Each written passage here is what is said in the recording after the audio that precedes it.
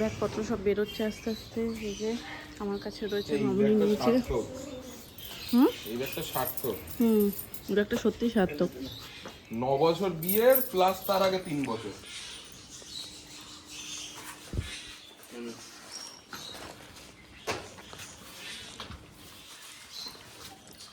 বিভৎস গরম গো, সকাল সকালে এতটা গরম লাগছে। আসলে আমরা সবাই খুব তাড়াহুড়োর মধ্যে রেডি হয়েছি। একটু দেখো, খেয়াল রেখো। হ্যাঁ, গাড়িতে উঠি, যেতে তো সময় লাগবে। এই তো আমার হাতে ঝুলছে।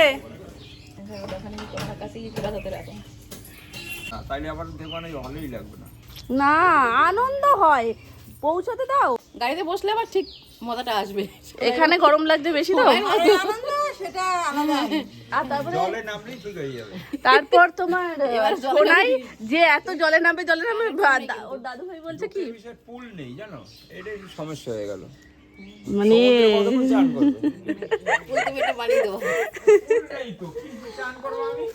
বাবা দেখো, আলে বাচ্চার কি ঘুম পেয়েছে, ঘুমিয়ে ঘুমিয়ে যাচ্ছে। হ্যাঁ, কাল যা রাতে ঘুম হয়েছে আমাদের, তাতে খুব স্বাভাবিক এই সময়ও না ওঠা। হ্যাঁ, গাড়ি চলে এসছে। মর্নিং এভরিওয়ান, কেমন আছো সবাই? সবাই খুব ভালো আছে, সুস্থ আছে, আমরাও বেশ ভালো আছি। আজকে আমাদের ফাইনালি বেরোনো। সকালবেলায় একটা কেস হয়েছে। সকালবেলায় মোটামুটি 5টা বাজতে 5 মিনিট আগে আমি উঠেছি, উঠে নিচে এসেছি, এসে অর্ধেক ফ্রেশ হয়ে আবার ওপরে গিয়ে ঘুমিয়ে পড়েছি। এবার তখন আর কেউ ওঠেনি।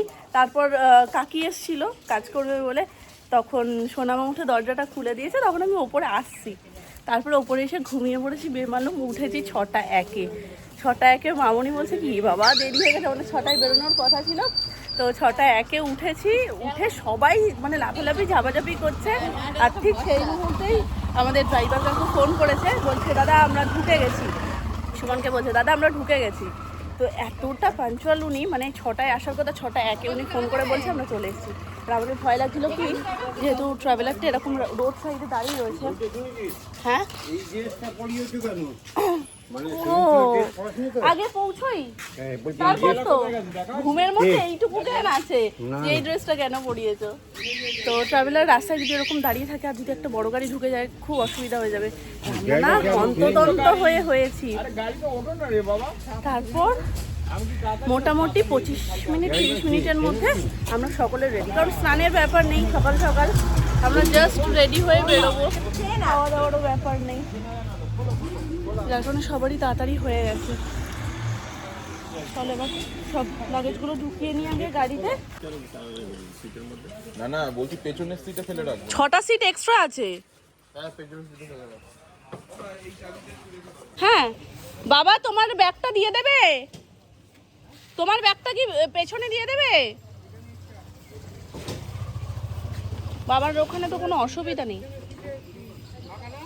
হ্যাঁ পিছনে, ঠিক আছে তাহলে পিছনের সিটে নিয়ে নাও। বাবারটার মধ্যে মেয়ের জিনিস রয়েছে টুকটাক। তোমার ব্যাগটা দেবা না, আর এই জলের ব্যাগটা দিয়ে দেবো। ওটা কার জল? সোনার। বাচ্চাদেরটা ওনার কালো ব্যাগটা নিয়ে দাও। ভিতরে তো জায়গা আছে। ঠিক আছে, না ভেতরে রেখে দেবো। চলো, হ্যাঁ লক করে দিন। সেটা তো আমি হ্যাজবল টেনে এসেছি। এখন তুমি আবার করে কি করবে? চলো।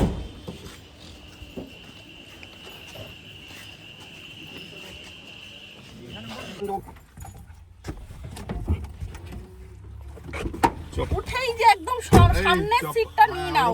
যত ভিডিও করব অত পিছন দিকে যেতে হবে। দেখো ঘুরিয়ে চুলটা। এই চপ্পলের ব্যাগটা এটা কি তুমি বসেছো? বসো, বসিনি আমি কোথাও। আমি এই সিঙ্গেলটাতে বসি। অনেক জায়গায় বসছো। তুমি যদি দাদুকে ঠেলে দাও, দাদু তো পড়ে যাবে। না ও ধরে নেবে না আমাকে, কামাত করে ধরে নেবে। এখন আমরা দাঁড়িয়ে আছি ছোট মামার ফ্ল্যাটের সামনে। ও পেছন দিকে। তো ছোট মামারা আসবে, দেন এখান থেকে রওনা দেওয়া হবে। আর যেই একটু সুযোগ পেয়েছে, গাড়ি দেখছো কতটা ফাঁকা, যেই সুযোগ পেয়েছে যে যার মতন একটু নেমে গেছে। বাড়ি থেকে ছোট মামাদের বাড়ি আসতে হার্ডলি 15 মিনিট, তাও লাগে না। তো 10 মিনিটের মধ্যে হয়তো আমরা চলেও এসেছি। সেই 10 মিনিটেই আবার সবার নামতে হয়েছে।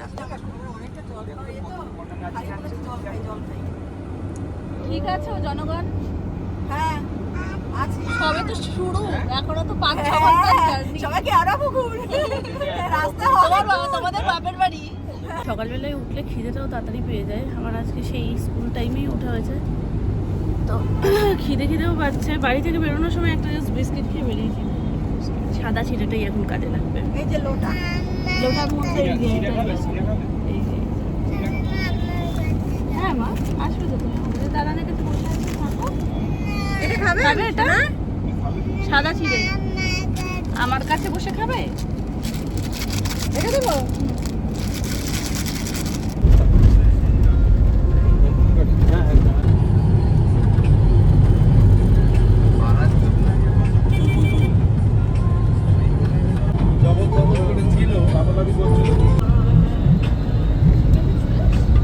পার্টিকুলার ব্রিজটা ক্রস করার সময় নানান রকমের আবেগ যেন একসাথে কাজ করে। এক তো প্রথমত মনে হয় যে বাড়ি থেকে যখন যাচ্ছি এই ব্রিজটা ক্রস করা মানে কলকাতাকে আমরা পেছনে ছেড়ে চলে যাচ্ছি আমাদের ডেস্টিনেশনে। তো সেটার একটা আনন্দ কাজ করে যে না, আমরা যাচ্ছি ঘুরতে, মজা করব, এই কটা দিন খুব আনন্দ করব। পাশাপাশি কলকাতাকে পিছনে ছেড়ে যাওয়ার কষ্টটাও আছে। আবার সেম আমরা যখন ওদিক থেকে ফিরছি, ফেরার সময়ও মনে হয় এই যে 4-5 দিনের যে আনন্দ, এই যে এত মজা, সমস্ত কিছুকে আমরা পেছনে ফেলে আবারও চলে যাচ্ছি আমাদের ব্যাক টু নর্মাল লাইফ কলকাতাতে।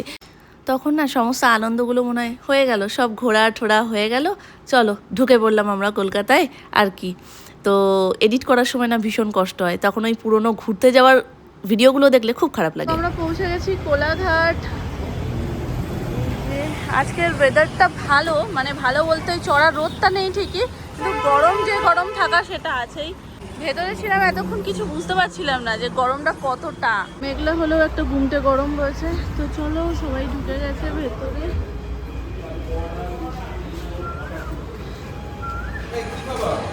কি আছে? বাটার টোস্ট খেতে পারি বা কচুরি খেতে পারি। বাটার টোস্টটা খাই। প্লেন ওটা ছেঁকে দেবে তো? বাটার টোস্টটা তুই ছেঁকে দেবে?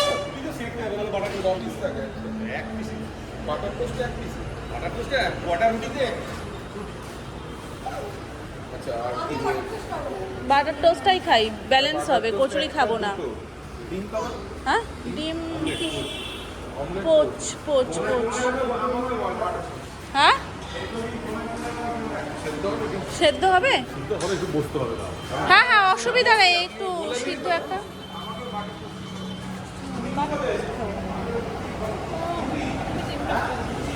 ডিম টোস্ট খাবে? মানে আলাদাই ডিম টোস্ট খাবো আমি। খাও ডিম টোস্ট।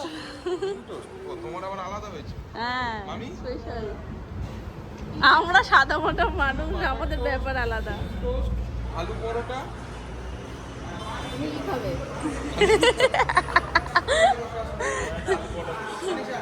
বসে পড়ো মামি। কচুরি খাবো। কচুরি একটু, এই তো একদম পার্টনার। লুচি, আলু পরোটা আমায় ফ্রিতে দিলেও খাবো না। ম্যাগি খাবে বলছে, আমি ম্যাগি দিলে করে দিতে পারবে? জিজ্ঞেস করো। হ্যাঁ, মামুনিদের ডিম টোস্ট অলরেডি চলে এসছে। মামুনি, ঢাকাই, আর কে খাচ্ছে ডিম টোস্ট? আর কেউ না। আর নিশান আলু পরোটা নিয়েছে, আঙ্কেলও কিছু একটা নিয়েছে। এখান থেকে আমি দেখতে পাচ্ছি না, আমাদের ড্রাইভার আঙ্কেল এখানে। ডিম পোচ, বাটার টোস্ট।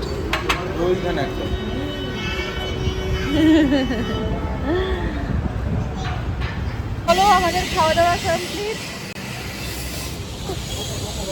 এখনো 2 ঘন্টা লাগবে, এটা ভেবেই আমার কেমন কষ্ট হচ্ছে। মনে হচ্ছে এই জার্নিটা যদি পুশ করে হয়ে যেত, কষ্ট করতে একদম না। শোনো,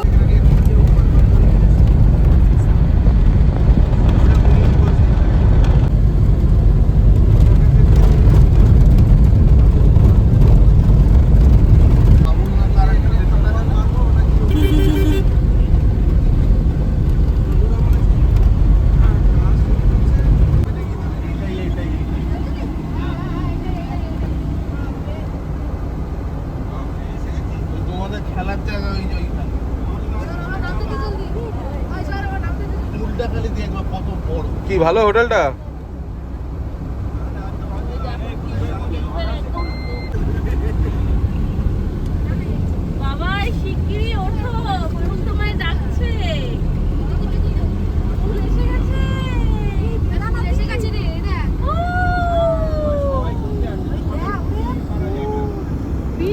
লাইট বিশাল। এদিকে একটু ঘোরাও আমার দিকে। কি হোটেলটা ভালো না? লাস্ট টাইম যখন মেয়ের 6 মাস বয়সে দীঘাতে এসেছিলাম তখন মানে দীঘা থেকে যখন ফিরছি মন্দারমণিতে জাস্ট একটু ভিজিট করে দেন আমরা বেরিয়ে গেছিলাম। তো তখন আমি এই রয়্যাল গীতাঞ্জলিতে দেখেছিলাম আর বলেছিলাম যে না এর পরের বার যখন আসবো আমি এখানে থাকবো। মানে ওই কথাটা যে এতটা সত্যি হয়ে যাবে বুঝতে পারিনি। চলো এসে গেছি এবার নামি। কি সুন্দর। এত এক্সট্রিম আনন্দ হচ্ছে বলে বোঝানোর মতো না। দেখো জাস্ট একটু ভিউটা।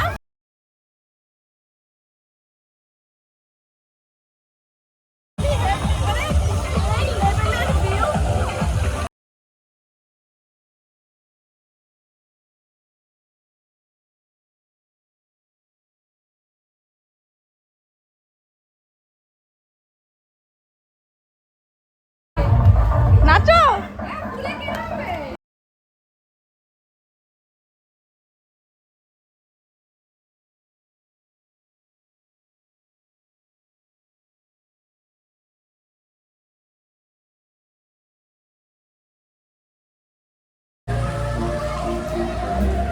আমাদের আগে থেকে সমস্ত কিছু বুকিং করাই ছিল, জাস্ট এসে আইডি প্রুফটা জমা দিতে হবে, দেন যা ফর্মালিটিস রয়েছে সেইগুলো কমপ্লিট করে আমাদের রুমে ঢুকতে হবে। আসার সাথে সাথেই চলে এসছে কমপ্লিমেন্টারি ড্রিঙ্ক, এটা হচ্ছে আমপান্না। আমপান্নাটা বেশ ভালো ছিল আর রিফ্রেশিং।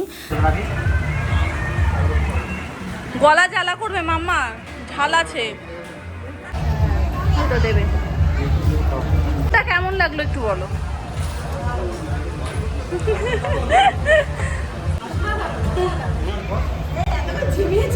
আমরা তিনজনই, লোককে কি বলবো, সোনু চারজন আমি, সোনাই, নিশান আর সোনু পুরো ঝিমিয়ে গেছিলাম। পুলটা দেখে আমাদের আনন্দ নেক্সট লেভেল হয়ে গেছে।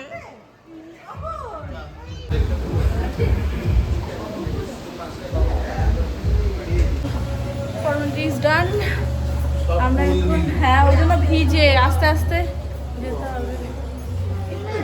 তো একটা একটা করে গ্রাউন্ড ফ্লোরে। তুমি লিফট কোথায় চাইছো? আর এখান থেকে না ডিরেক্ট ফুল ভিউ, ডিরেক্ট ফুল ভিউ। চলো পাশের রুমটা দেখি, চলো।